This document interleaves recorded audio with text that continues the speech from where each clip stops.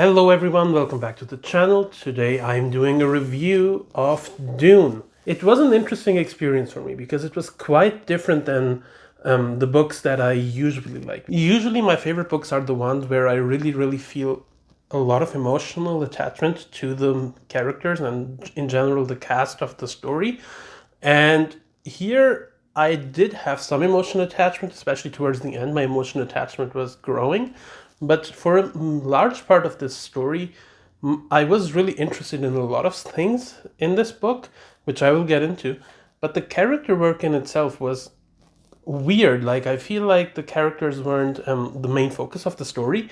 What I would say is that this isn't a character-driven story. It's a very theme-driven story where Frank Herbert doesn't necessarily want the reader to, fall in love with his characters. He wants to really get across a thematic message that he's trying to deliver through these characters, and he really sees the characters more as vessels to kind of get across those themes rather than seeing the characters as the whole point of the story themselves. So that's something where I feel like it's quite different than what I usually really enjoy, but to my own surprise, I really enjoyed it despite that. And as I said, like, as I read on and on, like, towards the end of the book, I was getting a lot more emotional attachment to the characters. But yeah, it's interesting. Like, I'm invested, I think, more in the relationships between the characters at this point than the characters themselves.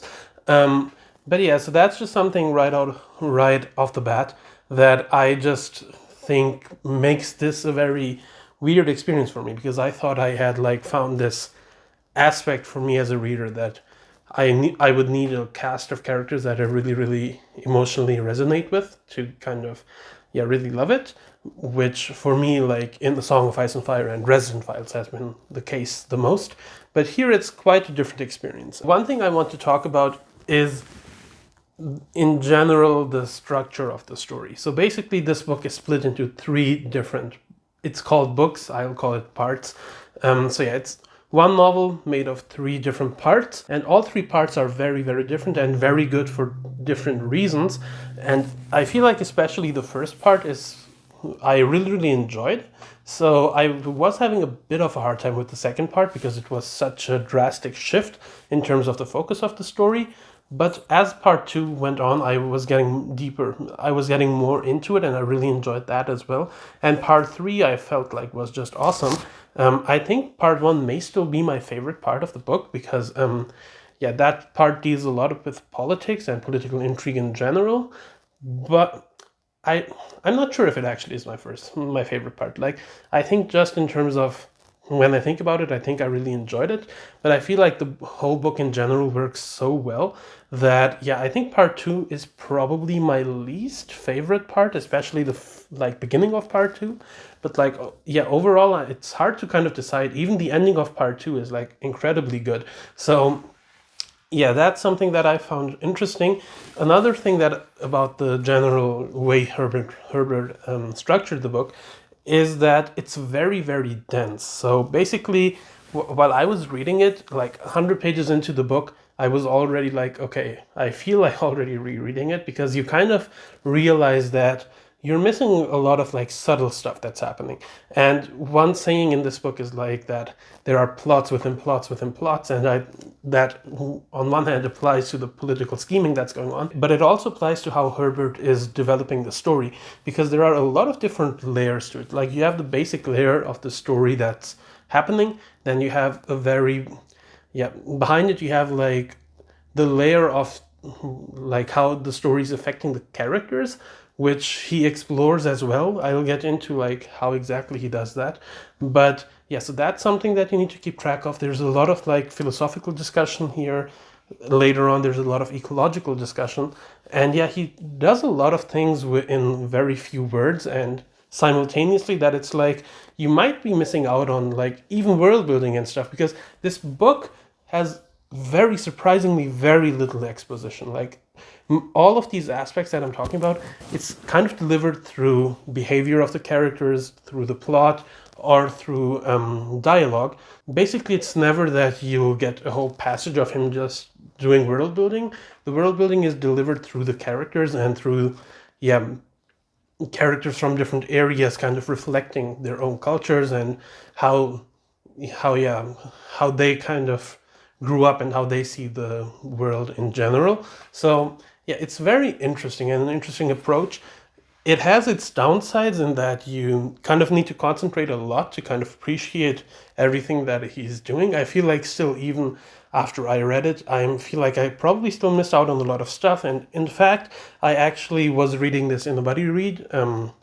Yeah, there were, like, because I read this in September, there were buddy reads going on Alex's server and on Mike's server, and yeah, there was discussion there, so that for sure helped to kind of reflect on some chapters. But I was also listening to a podcast, the Gom Jabbar podcast. I'll link that in the description below, because they also recently did a book club kind of episode where they did 100 pages at a time per episode, and they kind of discussed some, and it's spoiler free, so it's like they just discussed the section that you've read in that episode. So it was kind of really interesting to read it and then go back to kind of reflect on a lot of things that happened, because even stuff that I did pick up on, I didn't really realize how important, or also like how much subtleties there are, like just in certain side remarks in some of these chapters. Because yeah, it's very interesting how Herbert does it. Like, it feels like this book,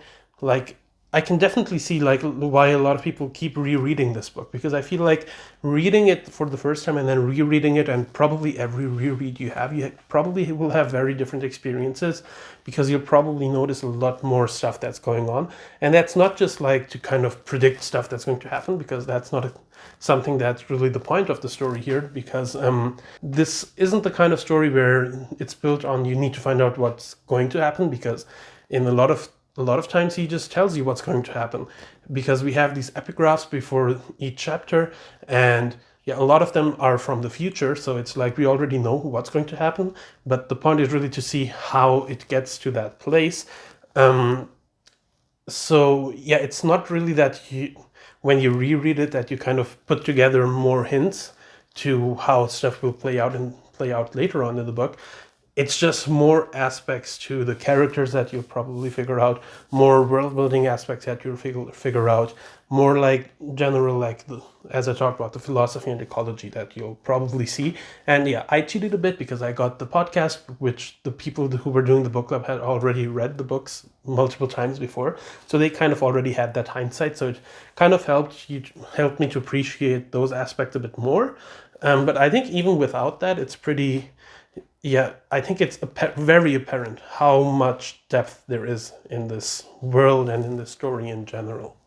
Now, what I want to talk about is something that I feel like is very divisive about this book, and that's the writing style that Frank Herbert uses. Basically, this book is written in third-person omniscient, and what that means is basically that we will be in one character's head at some point in third person, and pretty randomly from one sentence to the next, we will switch the point of view and go into another character's head and see what they're thinking, how they're like viewing the same scene. So that's something that, like, especially from a more modern reading experience from science fiction and fantasy, I haven't seen that done before.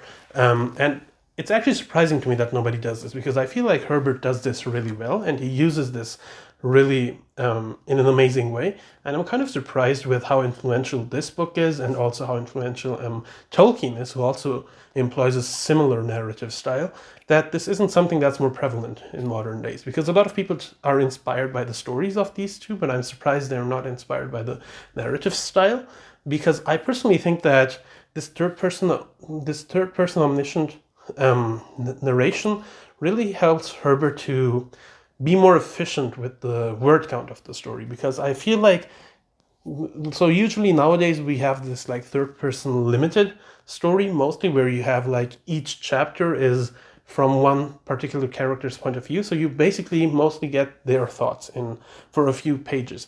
And that kind of means that when you're doing a big scene and you're just in one character's head, you only get the reflection from one character. In Dune, you get the reflections from all the characters, or at least from all the characters that the author thinks that you should get the reflection from. And that's really it's something that you need to get used to at the start, because it can be kind of confusing, like to just, because it's not like you realize when it's happening. It's like you need to kind of get a natural feel for when exactly the switch from one POV to the other happens. But for me personally, I think it took me a few pages, a few chapters to get into it, but then later on in the book it was very natural to me, and that's why I'm surprised that not more people don't use it, because I feel like this way you can do a lot of things. You can, as I said, this isn't a character focused book, but this way you can actually build multiple characters in the same chapter without needing to devote whole POV chapters to each character you want to build. I think that's really something that I really enjoyed. I can definitely see why people wouldn't enjoy it, because it's kind of something that isn't used in modern books anymore. So it's something that might be confusing and might kind of be a bit frustrating if you can't adjust your mindset to that narrative choice. Personally, I really enjoyed it, and as I said, I think this is very, very efficient, because I feel like if this same story was told in third person limited, this would probably be a trilogy on its own. Another thing that helps Herbert to kind of keep the word count for the story, it's not a short book, but in terms of all the ground the story covers, I think it's kind of short. And I think another thing that helps with that is the fact that he doesn't really do set pieces a lot. So basically it's he isn't the kind of author that will give you a lot of huge epic scenes or big battles and stuff. For an epic sci-fi story, there are really almost no battles in here. There are battles that happen, but what Herbert will do is he'll kind of have a chapter where we are seeing a character, and then he'll kind of have a chapter before the battle, and then that will kind of lead into the start of the battle, and then the next chapter will be at the fallout of the battle, or at the end of the battle, or in the aftermath of the battle, where we kind of see how the battle affects our cast of characters. And I think that's an interesting approach, because again, the battle scenes in themselves won't really help what Herbert is trying to convey with the story, which is his themes. So he just cuts it out. And that's something that I found quite interesting. I'm not sure if I would want every author to do that. I think here it's very deliberate, because he wants to explore the themes rather than exploring all these action scenes and all the set pieces in general. So that's something that I feel like in this book works. It's definitely not something that I would say that every author should do, because I do enjoy action scenes and battle scenes. But yeah, definitely something that I found interesting. All right, the next thing I want to talk about is the exploration of culture in this book, because that's something that I had heard a lot about, that Herbert does some of the best exploration of culture in general.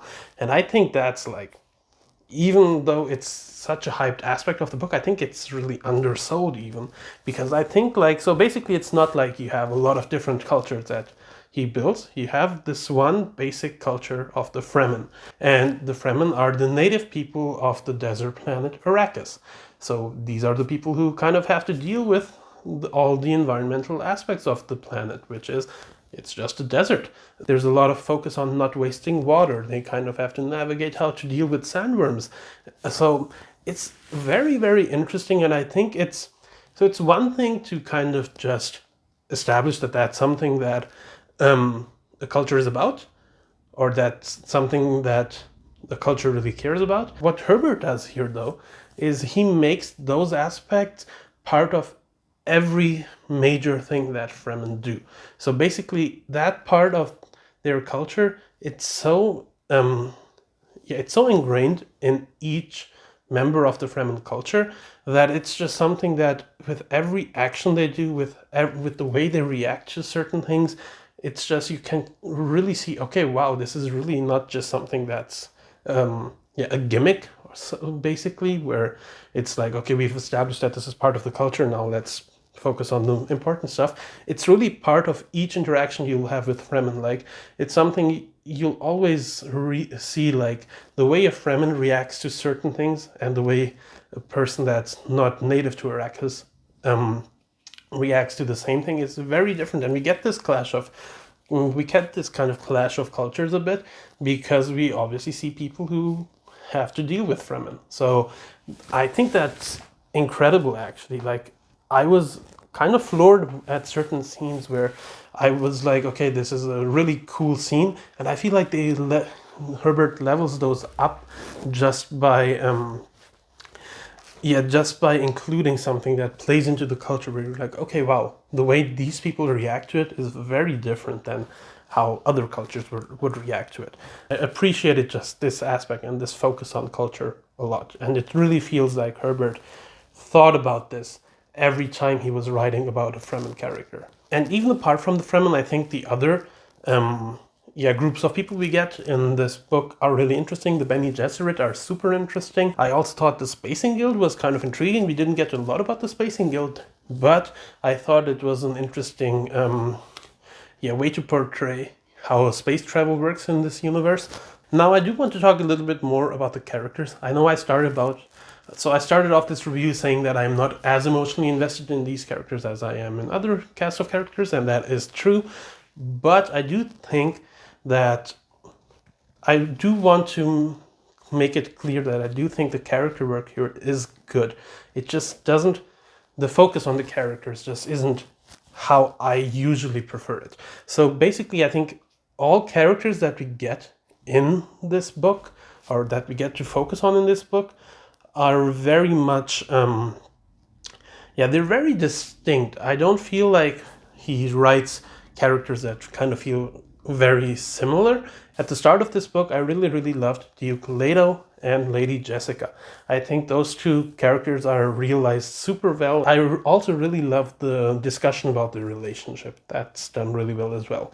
And as the book goes on, I feel like Paul, who is obviously the main character here, he grows a lot. And I find it intriguing to kind of see where he starts off this book and where he ends this book. Incredible. I didn't love him in the initial parts of the book, but I think like from the end of part 1, you kind of start to realize a lot about Paul, and the focus shifts a lot more towards Paul. Like I would say in the first part of the book, I would say that it feels more like Duke Leto and Lady Jessica's story, but then later on it really does become Paul's story, and all the better for it.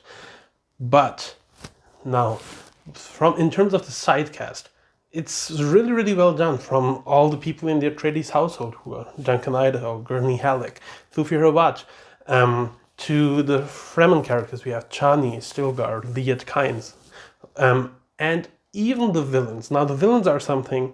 So basically, we have the Harkonnens, and I think the Harkonnens are quite divisive because that kind of goes back into the narrative style I was talking about. We do get into the heads of the Harkonnens.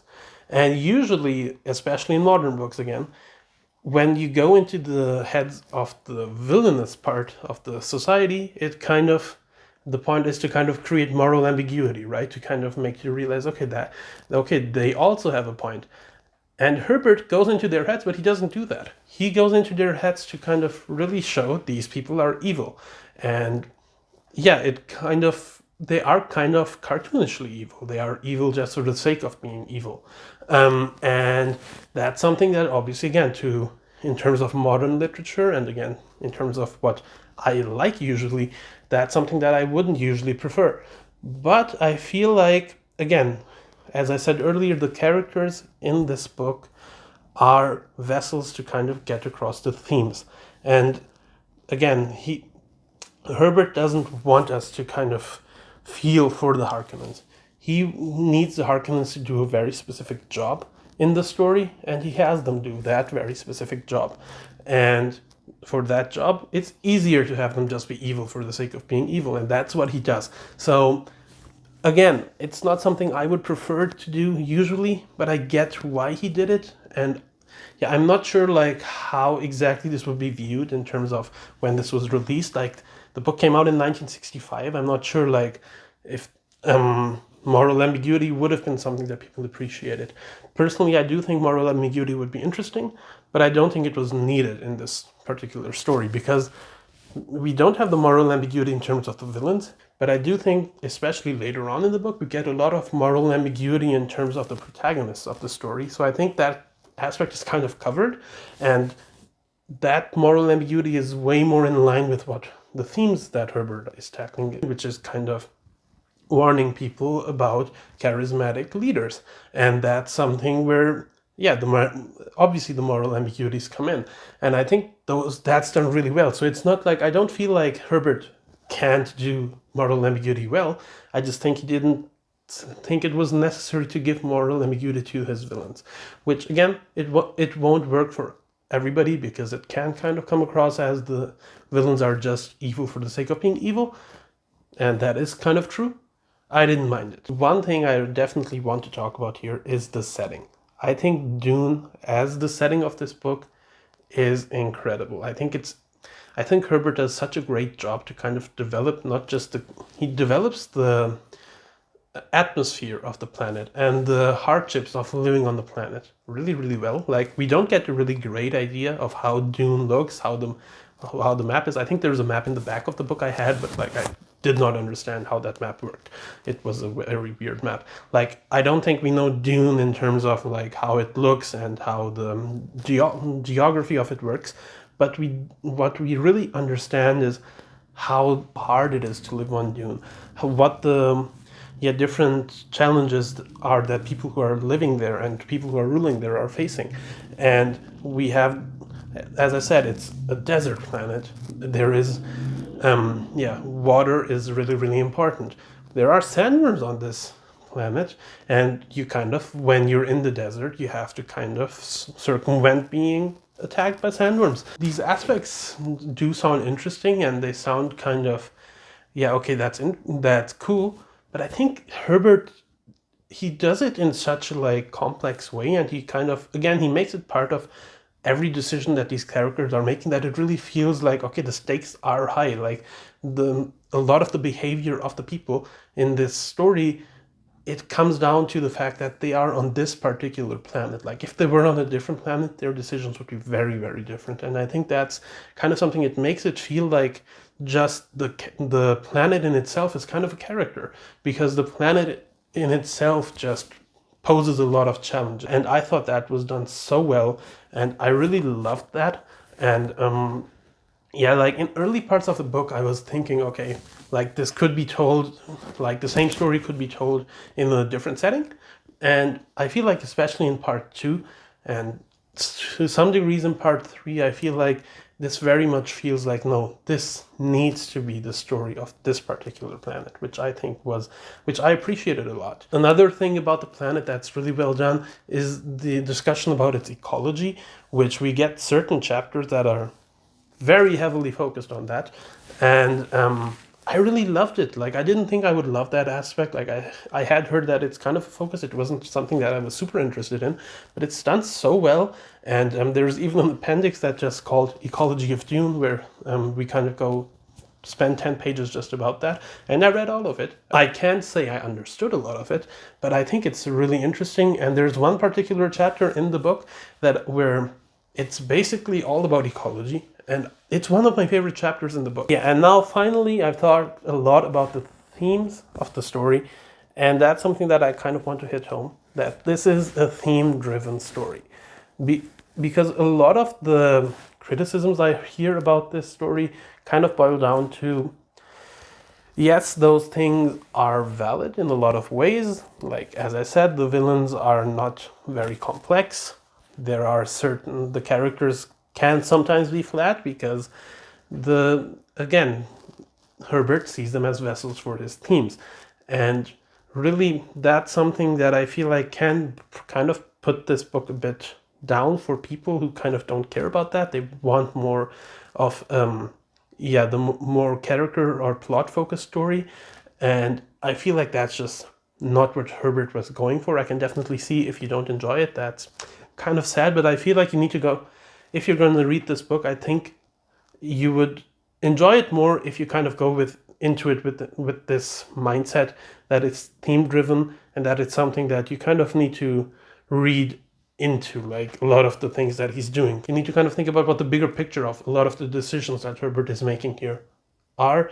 A lot of that bigger picture is actually revealed in the epigraphs, which obviously, like, if you're reading it for fun, you can probably just skim over or think it's not that interesting. But I feel like a lot of these epigraphs are yeah, they really inform each chapter that comes after the epigraph, which I think is done, again, really well. I think it's, I don't know if epigraphs used to be a big thing back in the day when this came out, but I feel like he employs epigraphs really, really well. And yeah, I think those really help to kind of, again, put the scenes that you're reading into place in terms of what Herbert is trying to convey with his themes. And yeah, I think this is incredibly well done. Like, basically, Dune is a cautionary tale about trusting charismatic leaders and buying into their legend. And I think in terms of that particular aspect, it's done incredibly well. And as I said, if you like philosophy, if you like ecology, if you like theme-driven stories, this is definitely a story you will enjoy, in my opinion.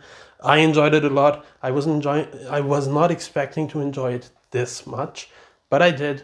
And yeah, I'm happy I read this. I said in my wrap-up, I think, or in my book haul, that you can see up there, I got the whole box set for the Dune books. I'm really looking forward to continue with the story, because I think I do want to see what the fallout of the ending of this book is. So, but I also really want to reread Dune, because I think this is definitely a book that I feel like I'll probably appreciate it even more after rereading it. So I'm definitely looking forward to do that as well. I don't know if I'll reread it quite soon or not, but yeah, definitely something I'm looking forward to reread as well. And yeah, with the movie coming out, or it's actually already out where I live, so there's that. But yeah, I'm really hyped for the movie. I wasn't able to watch it yet. But yeah, so definitely very hyped for the movie. And I hope they can kind of nail a lot of what Herbert was trying to do here. This is my review for Dune. I hope it was coherent. I don't know if it was. So let me know, have you read Dune? Are you interested in Dune? Let me know in the comments down below what you think about the book, how you feel about a lot of the aspects that I talked about here. Yeah, I definitely would give a highly recommend to this book.